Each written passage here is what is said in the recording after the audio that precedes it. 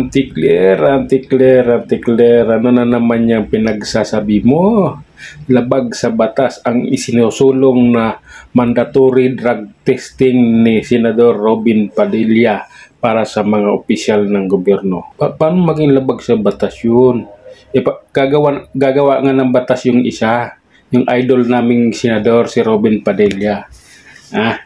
Gagawa siya ng batas para maging opisyal na or maging batas na yung mandatory drug test sa lahat ng opisyal ng gobyerno. Bakit sabihin mong labag? Bakit ka natatakot? Dahil yung boss mo, adik? Kaya ka natatakot? Ganun ba yun? Auntie Claire naman, huwag masyadong halata. Grabe ka naman. Isinusulong pa lang nung isa. Alam mo naman na, alam namin na si Senador Robin Padilla marami ng batas na nagawa at naipasa. Yan lang yung senador na hindi ano dyan. Basta siya, gumawa siya ng batas at naipasa, marami na siyang batas na nagawa. Yung isinusulong niya na yan, na batas na maging mandatory drug test sa lahat ng opisyal ng gobyerno. Napakaganda niyan sa aming mga masang Pilipino para malaman namin na yung aming namumuno sa amin na hindi adik. Kasi pag nagpositive, ibig sabihin abnormal yung namumuno, adik yung namumuno, hindi matino ang pag hindi matino yung namumuno, yung paligid, yung mga tao hindi rin matitino. Paano yan, di ba? Masisira din yung mga mamamayan dahil sa siraulo yung namumuno. Tulad ng nangyari ngayon, di ba? Si Marcos adik. Ano nangyayari sa paligid ngayon? Tingnan mo yung may kaso nagiging sa ombudsman, andun na sa ombudsman. Siya na nang namuno.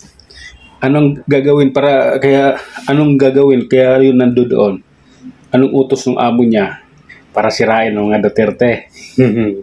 Alam na namin 'yan, Alam na namin 'yan. Kaya huwag mong sabihing labag sa batas. Kaya nga gagawa ng batas para maipatupad at magiging legal. Hindi siya magiging bawal or labag sa batas.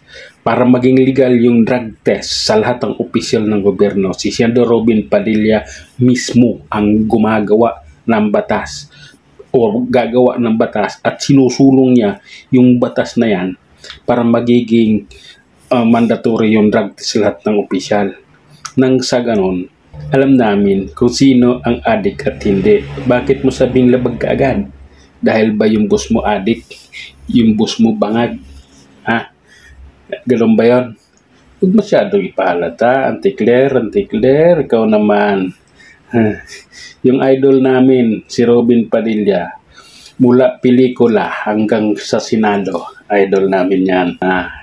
Malupit yan, ganyan-ganyan lang yan, pero pa-vlog lang yan, pero hindi alam nung iba na yung pagbablog niya, pinapakita lang niya kung ano ang ginagawa niya araw-araw, kung anong gawain niya araw-araw. Pinapakita niya sa aming masang Pilipino na siya nagtatrabaho at ginagawa o ginampanan yung kanyang pagiging senador.